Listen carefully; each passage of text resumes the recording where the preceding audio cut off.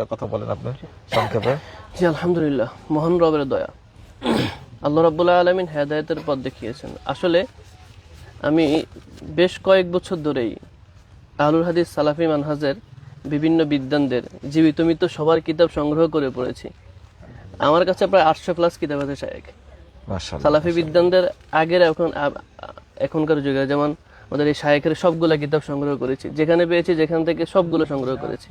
তো সবগুলো কিতাব আমি দিনের পর দিন রাতের পর রাত অনেক বেশি গবেষণা করেছি ভুল ধরার জন্য, আর আমার কাছে বিশাল নোট আছে। তো যাই হোক, গবেষণা করতে করতে যত বেশি গবেষণা করছি তত অবাক হচ্ছি। একটা সময় মানে নিজের মধ্যে অনুশোচনা হলো যে না, আসলে আমি মনে হয় ভুলের মধ্যে আছি।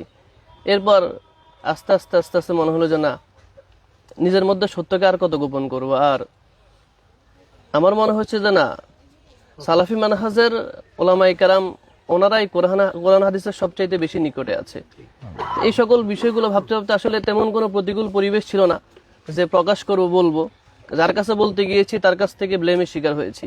আমার সহপাঠী, ক্লাসমেট, ছাত্ররা যাদের কাছে একটু একটু শেয়ার করেছি তারা আমার সব থেকে বেশি ক্ষতি করেছে।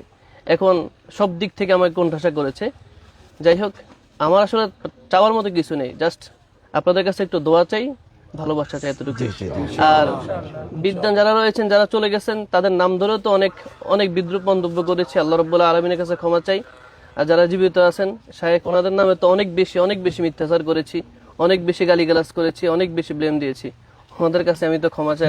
এইগুলো এইগুলো এইগুলো কোনো বিষয় না। আমি যাদেরকে বলি তাদের জন্য আমি দোয়া করি, আমি হেদায়েতের দোয়াটা বেশি করি আর কি। তো ঠিক আছে, শুকরিয়া। আমার সাথে এখন কথাবার্তা হবে, যে কোনো সমস্যা যাই হোক না কেন আমরা পাশে থাকবো ইনশাআল্লাহ। ঠিক আছে ইনশাআল্লাহ। হোয়াটসঅ্যাপ নাম্বার দিব। সুবহানাক আল্লাহুম্মা ওয়া বিহামদিক আশহাদু আল্লা ইলাহা ইল্লা আনতা আস্তাগফিরুকা ওয়া আতুবু ইলাইকা।